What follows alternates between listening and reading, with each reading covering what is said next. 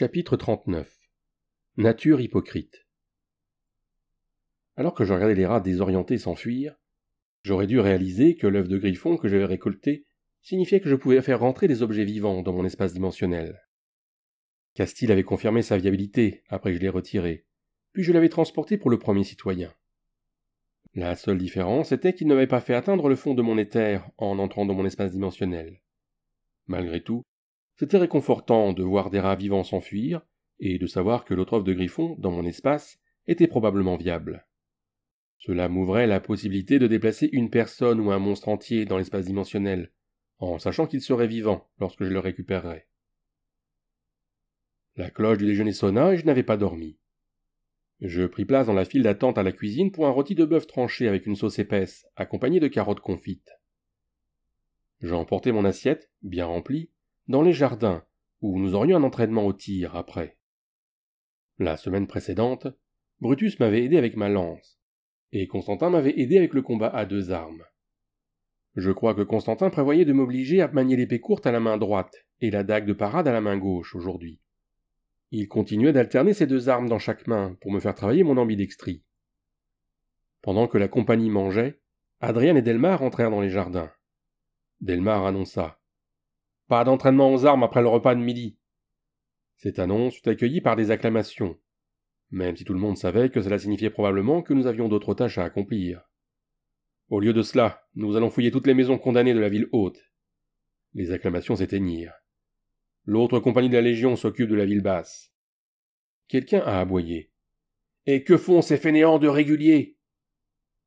Ils surveillent les citoyens restants et gardent la muraille. Les Bartiradiens ont commencé leur avance depuis la ville de Gyrakas, lança Adrien d'un ton sec. Ils arriveront au rempart dans 3 jours. Je compris que cela confirmait les paroles de la naine la nuit dernière. Elle avait dit que la marche commencerait aujourd'hui. Soudain, le silence se fit. La réalité de la situation s'imposait. Tous les membres de la compagnie savaient que le plan était de tenir bon dans la ville. Lorsque les Bartiradiens s'installeraient pour un siège, nos nobles sauveteurs viendraient les anéantir. Tout semblait parfait sur le papier, à moins d'être ceux qui devaient retenir la marée ennemie en attendant d'être sauvés. Delmar a rassemblé tout le monde et a formé 3 équipes de 8 pour les recherches. Mon groupe s'est enrichi de First, Wiley, Palvel et Régis. Il ne nous restait qu'1 heure avant le début des recherches, et je regrettais de ne pas avoir dormi ce matin. J'avais été trop anxieux en attendant que mon éther se recharge. J'allais devoir marcher à l'adrénaline pour la soirée et durant la patrouille nocturne. Linus m'arrêta. « Eric, cours en ville. Dans la salle de la Légion, il devrait y avoir une cargaison de potions provenant du portail ouvert par le mage de déplacement ce matin. Va les chercher. Nous allons les répartir entre les 3 groupes. Il devrait y avoir 17 potions de soins mineurs et 3 potions de soins majeurs. Et aussi, réfléchit-il un instant, un lot de baumes de soins, un lot de potions d'endurance et 4 potions de purification d'eau. Castille a payé tout ça, alors ne te laisse pas arnaquer. Dépêche-toi !» Je me suis dépêché de remettre mon armure et j'ai couru vers la ville basse et la salle de la Légion. Je n'étais même pas essoufflé en entrant dans le bâtiment et en me dirigeant vers l'arrière, où se trouvait l'entrepôt de la Légion. Contrairement à la récupération des armes, les potions, et maintenant aussi les denrées alimentaires, étaient étroitement surveillées. 2 civils étaient derrière le bureau. Je suis là pour la livraison de potions de Castille. L'un d'eux est allé chercher les casiers et les a apportés. Un petit casier contenait les 4 potions de purification d'eau. Le suivant contenait un casier complet de 10 potions d'endurance. Le 3e casier contenait 10 potions de soins mineurs. Le suivant contenait les 10 baumes de soins. Arrivé au 5e casier, j'ai inspiré profondément.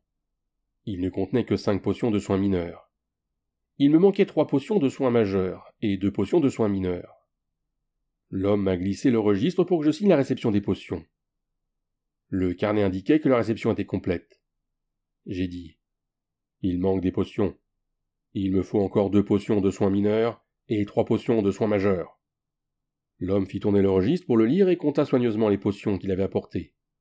Il se tourna vers son partenaire. « Marx, sais-tu quelque chose à ce sujet ? » « Il nous manque 2 petites potions et 3 grandes. » L'homme, Marx, prit le registre, compta les casiers de potions et les compara au registre.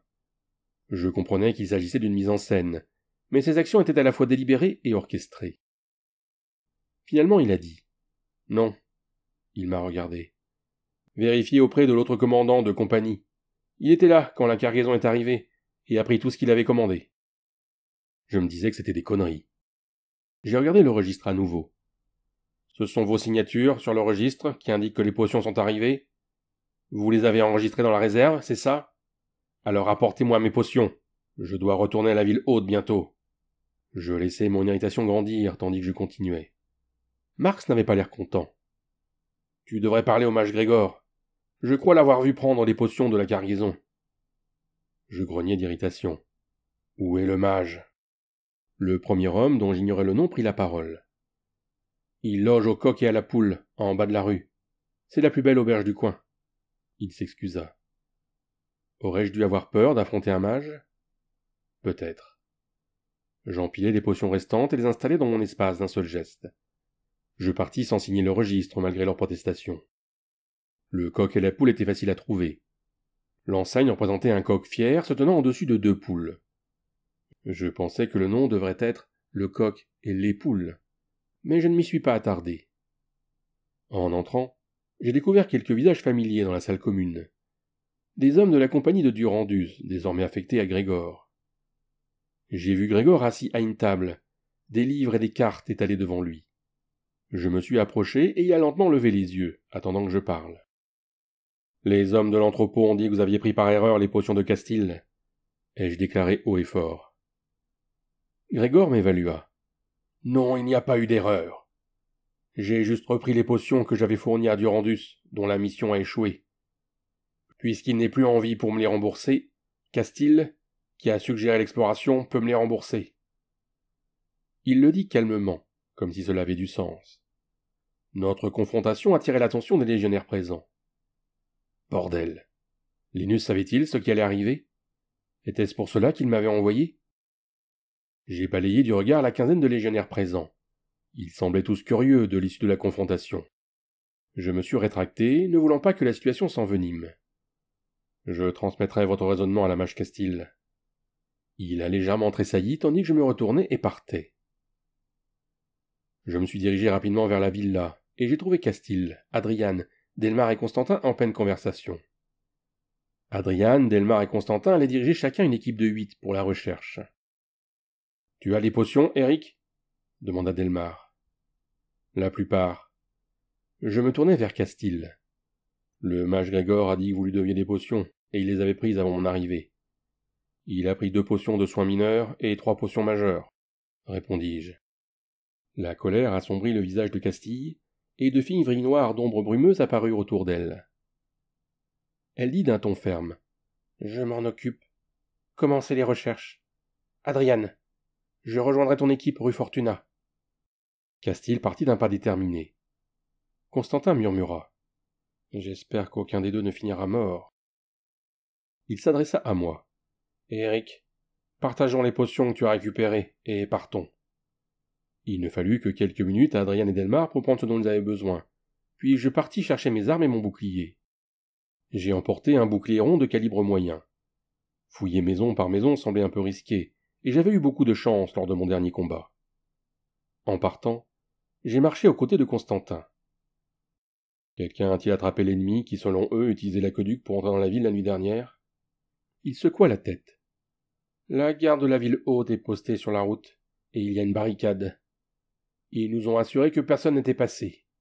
Nous avons fouillé 2 autres commerces hier soir et n'avons rien trouvé. Ils parlaient aussi d'un passage dans les égouts, mais toutes les entrées sont fermées et gardées. La garde de la ville fouillera les égouts demain. Tu crois qu'ils nous ont entendus entrer et qu'ils essayaient de nous faire croire quelque chose ? Demandai-je. Et Constantin éclata de rire. S'ils nous avaient entendus, nous ne les aurions pas surpris, et nous serions morts tous les 2. L'elfe était un mage, et Castille trouve qu'il devait être plutôt doué, vu son équipement. Tu n'as pas été le seul à avoir eu de la chance hier soir. Les choses auraient pu être bien pires si je n'avais pas tué le mage en premier. La naine était la commandante. Elle avait un tatouage sur l'avant-bras qui l'indiquait. Je pense qu'elle était responsable de cet assaut secret. Adriane pense qu'il voulait saboter l'une des portes, ajouta Constantin, dubitatif. Quel était leur objectif selon toi ? Ai-je demandé au vétéran. Il réfléchit un instant. Ils avaient probablement prévu de cibler quelqu'un en particulier, un nommage ou un général. Les égouts coulent sous toute la ville, alors peut-être qu'ils comptaient les emprunter pour atteindre une cible. Il fouilla dans son armure et en sortit un petit sac. Les soldats n'ont pas donné grand-chose en termes d'essence. Ils devaient être morts depuis trop longtemps. Mais il est inhabituel que le mage ne donne rien. J'ai 2 essences de puissance et une de dextérité de la part de Castille. Que des essences mineures. Tu en as tué la plupart. Lesquelles veux-tu ? J'ai regardé les 2 sphères violet foncé et une jaune foncé de la taille d'une bille dans sa main. J'ai pris la sphère jaune et une violet foncé. J'ai compris que Constantin s'attendait à ce que j'en consomme une immédiatement. Mais j'étais presque certain que je recevrais un retour négatif, car c'était trop tôt, puisque j'avais consommé l'essence de raisonnement suprême. J'ai mis l'essence de dextérité dans ma poche. J'ai fait semblant de consommer l'essence de puissance, mais en réalité, je l'ai mise dans mon espace. J'ai ajouté l'essence de dextérité à mon espace en partant. Constantin avalait sa propre essence. J'aurais préféré la dextérité, a-t-il marmonné avant de poursuivre d'un ton moqueur. Mais tu en avais clairement plus besoin que moi. Nous avons fouillé notre première boutique, enlevant les planches et en parcourant la maison. J'ai distribué des pierres lumineuses à tout le monde pour accélérer le processus. Je n'étais pas très sûr de pouvoir les récupérer, après avoir mentionné qu'elles venaient de Durandus. First arguait qu'elles auraient dû être envoyées à l'entrepôt de la Légion, et accessibles à tous. Il a donc prétendu que je leur ai épargné le voyage jusqu'à la ville basse pour en obtenir une. Tout le monde a approuvé son argument, et Constantin a semblé compatissant, mais il a souri et a gardé celles que je lui avais prêtées. Les pierres lumineuses étaient un objet de luxe, à un peu plus d'une pièce d'or pièce. Il m'en restait maintenant 4. Nous avons fouillé 2 résidences, une cordonnerie, une boucherie et un ébéniste. Nous n'avons rien trouvé. Il faisait presque nuit, et Constantin a annoncé. Nous rentrons à la villa dîner, avant de continuer. Des gémissements satisfaits ont éclaté, sachant que nous n'en avions pas terminé pour la journée. Alors que nous traversions les vergers, un garde de la ville s'est précipité derrière nous. « Légionnaire, vite ! Le mage de déplacement a été attaqué et tué !» J'ai regardé Constantin qui avait l'air de dire « Je te l'avais bien dit ». C'était une terrible nouvelle, car il fallait un mage de déplacement pour actionner les pierres de portail aux 2 extrémités de la connexion. La plupart des villes n'en avaient qu'un, car ils étaient très rares, et je croyais que c'était également le cas pour Macha. « Allons-y ! Il semble qu'il ne voulait pas attendre de placer un dispositif autour de la cité pour nous couper du reste de l'Empire !» rugit Constantin en courant après le garde anxieux, nous conduisant sur les lieux.